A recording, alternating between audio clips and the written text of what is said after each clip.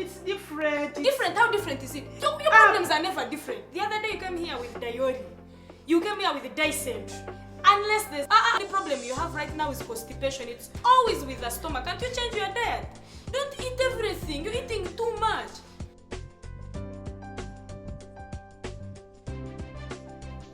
Most of us first came across Ugandan comedian Anne Kansiime as a funny forwarded clip on our WhatsApp or Facebook profile. But in a short space of time, she has become a household name across the continent. Booking shows not only in Gaborone, Lagos and Kigali, but also in London, Kuala Lumpur and the United States to perform for the African diaspora. This is despite the cultural divisions that Africa is notorious for. Her gender in a predominantly male field, the fact that comedy, especially stand-up comedy, is said to be an art form that many African audiences are not yet familiar with. Considering that Africans are well behind the rest of the world when it comes to technology use, they have only but enjoyed the perks of theatre-based performances and not so much of stand-up comedy. What is her secret? Was there some special strategy behind her amassing over 49 million views on YouTube alone in just 3 years?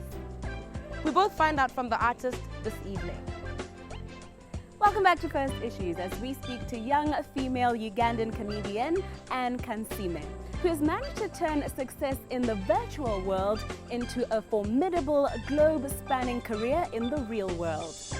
We caught up with her recently before her highly anticipated show in Gaborone to find out how exactly she managed to do this. Well, growing up, I just wanted to be rich. I didn't know how I was going to do it. I just knew that when I grow up, I need to afford my bills and be rich and buy the things my dad at that point couldn't buy for me. So I went to school, like everyone else, studying what I was offered, what was easier, dropping the hard subjects and studying the easy ones.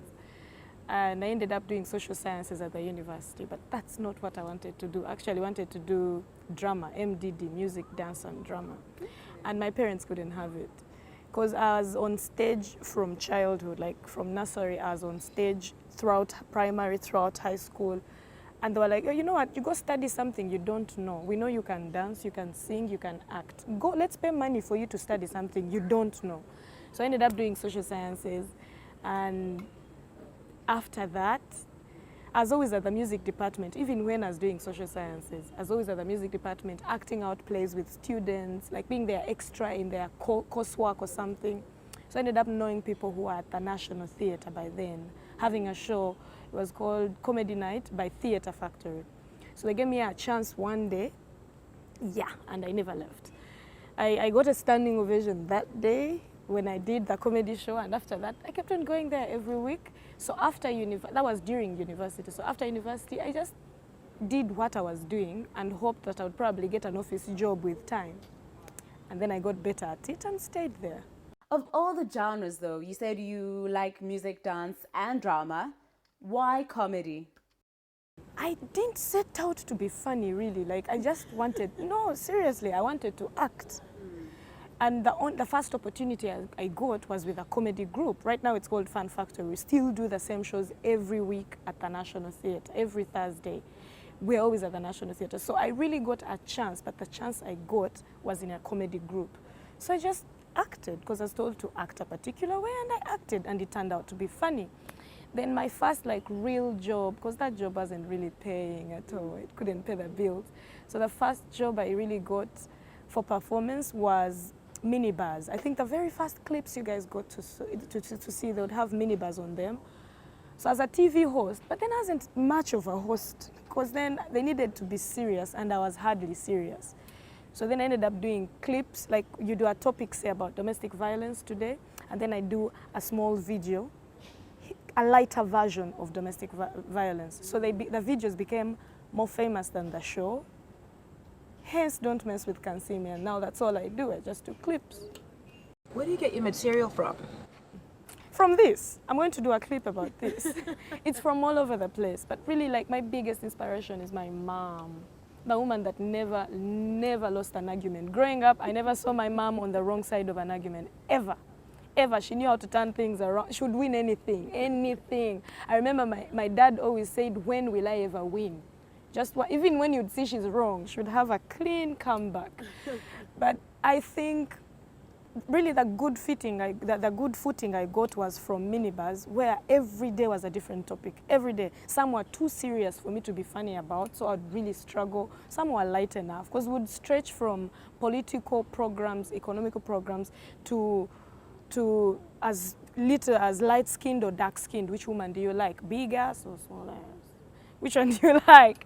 Like, would stretch from very serious to unserious. So the fact that as given a challenge to joke about almost anything, it's given me all the material I need, all of it. Because if I see your hair, it can be a source of. If I see how she looks, how beautiful she looks, I'll have. Yes, if I see her, I just ask her if she has a fit to eat, because they're so beautiful. So I think it's just that what I think I say, and unlike other people, I have an excuse for it. If you don't like it, I'll say, sorry, I was trying to be funny. Yeah? So, and not everyone has that excuse. You know, when you're a comedian, you say anything and get away with it. Then apologize later if you've offended someone. Yeah. Welcome back to First Issues as we continue to probe at our artist Kansiime, finding out about her journey to success. You keep referring to those first video clips we saw of you. Was there a strategy behind that?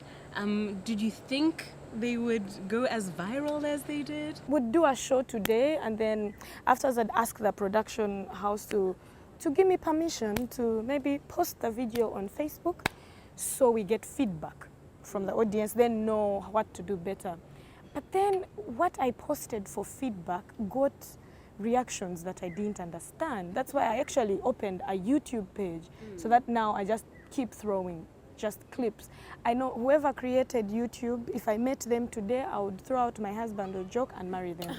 If I met them in person and they liked me, would be in love. Because it's the best thing that has ever happened to me. Social media is a terrorist, yeah, but I love it because that's why I'm here. Others, you'd never know about me. Never know about me. So I'd post them on Facebook randomly, and not every clip I do is a rollover, laugh, hilarious clip. If it's not so funny, then there's something you've learned from it. Then if it's too funny, maybe you'll get the lesson next week after you're over the laughing. Then you'll be like, okay, this is what I pick. Yes, let me think about it. She was actually telling me something. There wasn't a particular strategy. It was just funny clips, you post them. Then the one that gets more feedback, you post it again. And that was it. It started as lightly as that. I think it's just favor. I didn't like have a plan of when I grow up, I'm going to post clips and be funny. No. Your appeal seems to easily cut across the borders. Why do you think this is so? Your appeal as a comedian seems to cut across the borders fairly easily. And why do you think this is the case? For some time, we've had brilliant actresses, of course, like all over. Like we see them in Hollywood, in Nollywood, and even in our indigenous countries. But the clips that I do, I say things that an ordinary woman would like to say every day. Like they would like to tell their husbands about things that they cannot say. So the only way they'll do it is by getting that clip and sharing it and hoping that they laugh about it, but then he sees what she's trying to say.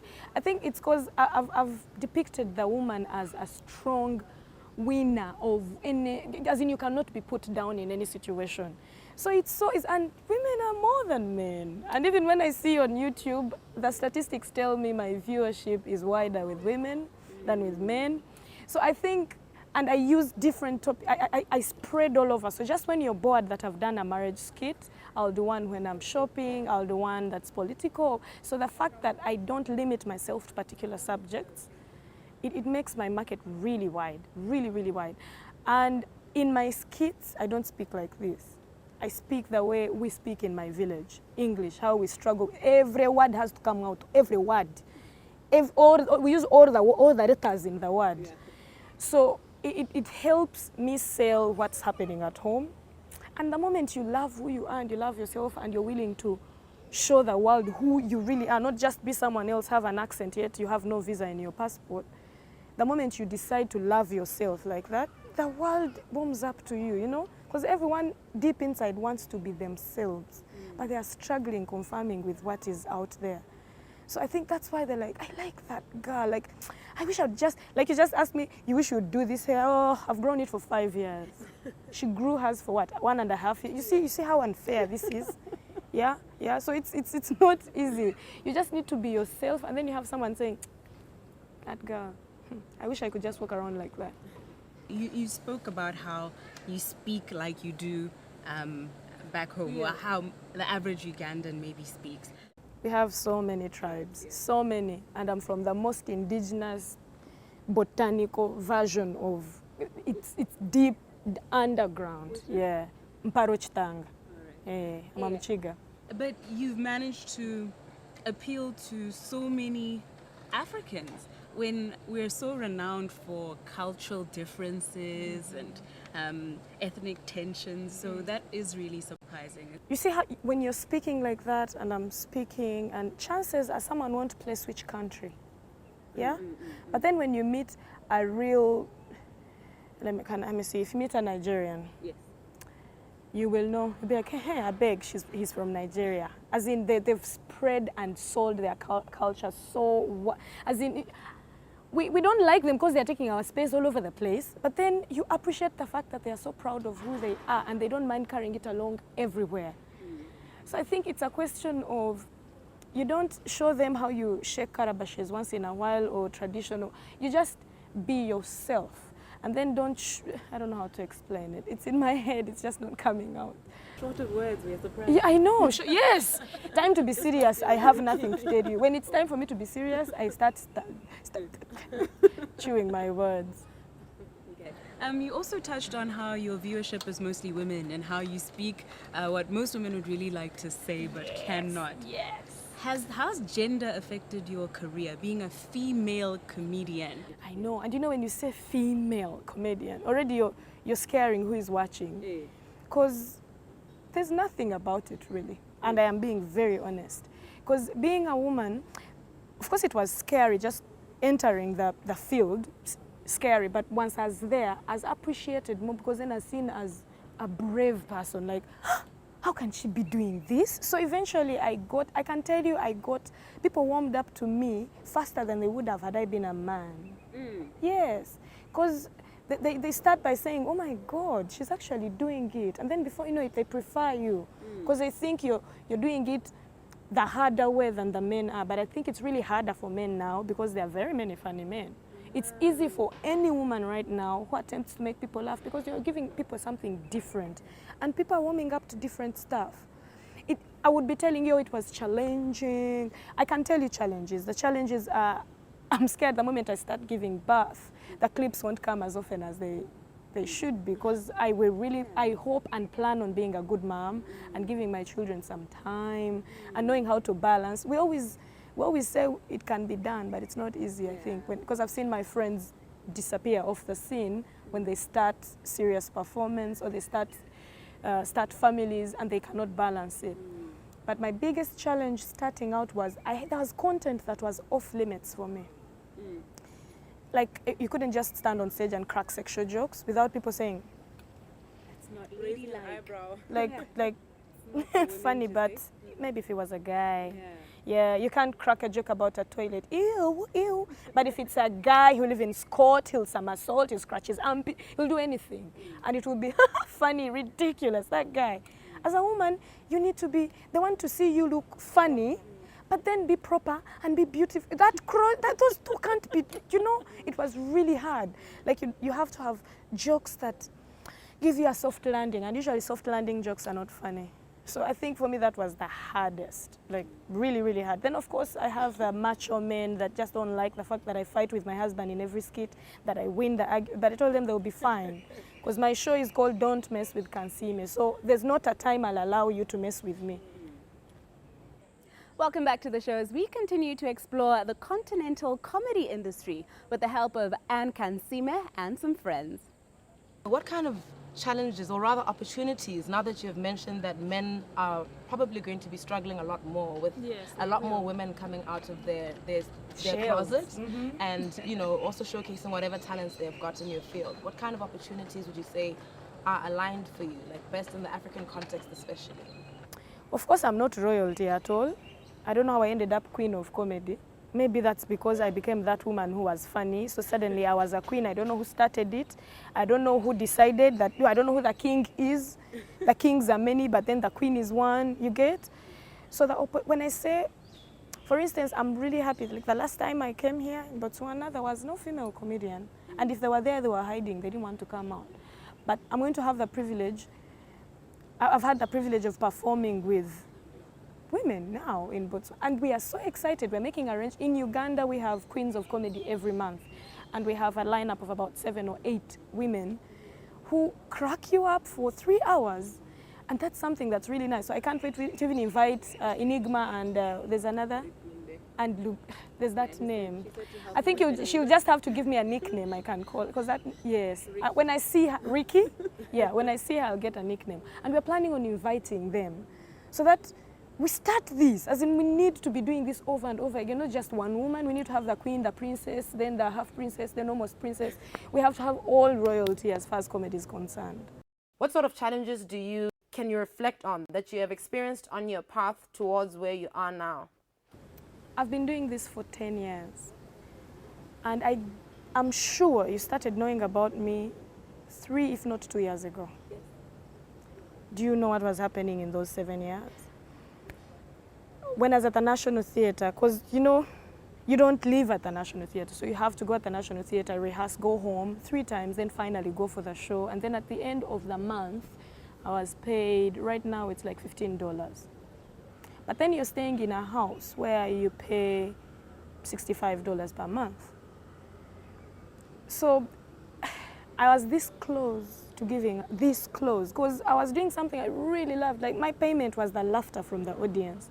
Like it was so, so nice. And I was really happy I had a family that could still send me pocket money, and I could call an auntie, uncle, you know, and get some pocket money.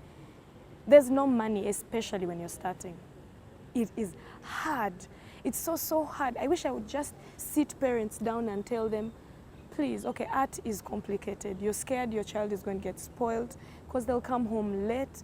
But really, we have few rare children who know what they want at a young age, and the only thing they need is support. Support not in terms of support them, they can't walk, no. Just know that, yes, they are working as hard as they can, but they can't afford what you think they should be affording. Because then that's when it flips from what you love to what actually spoils you. Because if you can't afford, then you look for other ways to survive, and then before you know it, you're taking the wrong path. So I wish parents would really, like, just do it. Give yourself time. Say, let me support this child for 2 years. Let me tell this child that I have your back for this long. Then if they fail, then they'll do what I want. Because I think that's the biggest challenge. Because no parent wants to pay for you to have a degree and then afterwards just loiter around 1, 2, 3. You know, they get so frustrated. But if you're seeing results as a parent, then don't blame the child, blame the industry. And then they need you. I wish, and I know there are people out there who want to perform and they're like, ew, by the time I'm famous, my friend, the ones in the banks will be managers, then the other friend of mine, let them be. We all have different paths. Because I remember I hated my friends I went to school with. I really did. Because while they were at school enjoying the beautiful stuff, I had to make sure I make the little I can to enjoy even half the beautiful stuff they have. And I was looking like the chick who just didn't have it, who had to struggle. But right now, I'll leave it at that. Right now, it's a different story. As you said, you've been in the game for quite a while. What do you see about the entertainment industry on the continent? What opportunities, what challenges do you see for the whole? Actually, I think you will not be an artist, genuinely. Like, you're not going to be, I can call it famous, if you're not friends with social media. Mm-hmm. Especially things, social media in general, YouTube. Because right now, I think it's my hugest platform, hugest. And I didn't see it coming. And right now, if you tell someone you're an artist, they ask, what's your name? And that's where they'll stop. They'll go and Google. And then they want to see your work. Your CV is online. So if you're out there and you're talented and you know it and we don't know it, then we wish you luck. And if you look at Nigeria, I don't know how, you just need to use it as much as possible. Your phone won't say stop uploading. If you, as in, they won't say, we get a video from this guy one video like this. Did you see this video of Get Out of Here? How long is that clip? But who doesn't know about that Get Out of Here? But do you know for how long that man has acted? For a very long time. It's like 150 movies in Nigeria. But yes, and been acting for 17, close to 17, 20 years. And now just a clip, Get Out of Here. When they say he's coming, you don't know whether he's going to get out of here 100 times, but then you just want to go and see him. So I think we are moving so fast, and then we have people who are moving so slow, and it's a shame, because then we have the same resources. We do have the same resources, because I think I never shot a video using my money at all for me to be known. I used the resources that I had to make sure I would have a video to be posted every week. We have smartphones. When I started out, having a smartphone was the privilege of privileges. And now they're there. You just get a friend and they record you doing something ridiculous. Post it, share it on your WhatsApp. We have groups all over the place. Some we don't even know the members. Post that video. Who knows? It's interesting and someone shares it. As honored, I met Lupita. And how did I meet her? She was in Uganda to shoot a film. And people really wanted to meet her. And I didn't bother trying to meet her because I knew it was impossible to meet. I went about with my staff. And then my manager receives a phone call and it's like, hello, is this Kansiime's manager here? So it was Lupita's manager saying, we're wondering how busy her schedule is because Lupita would really like to have dinner with her. I'm like, but con men. I was sure it was not true. What would she want to? I was like, but no, I'm being conned now. And then we're like, she was like, can I call you back? She was more happy than me who wanted to be. She's like, I can't believe this. And then when I meet her, she brought her mom, her dad, her brother, her sister. She brought, and I was running to meet her, and she was running to meet me. I didn't know who was excited to meet who. And I remember she told me, do me a favor, just keep doing exactly what you, don't change anything. Because you think people are not watching, they are watching. And she told me, if ever I feature in a Hollywood movie, it will be as Kansiime, no other character. They will pick me and want me to be exactly that. Say, just do that, keep doing that. When you think they are not watching, that's when they are watching. So I was like, meaning everyone actually watches us. You post it there, no matter how many likes you have, it's there. It's been watched. I think that's the best advice. Just don't keep it to yourself, because if you're good and you know it and we don't know it, then how do we help you? Yeah, how do we help you? It's been such an absolute pleasure to host one of Africa's youngest female comedians on the show this evening. From me and the rest of the First Issues team, it's been an absolute pleasure hosting with you. Absolutely. We wish you a good night and pleasant viewing. Join us again next week, same time, same place.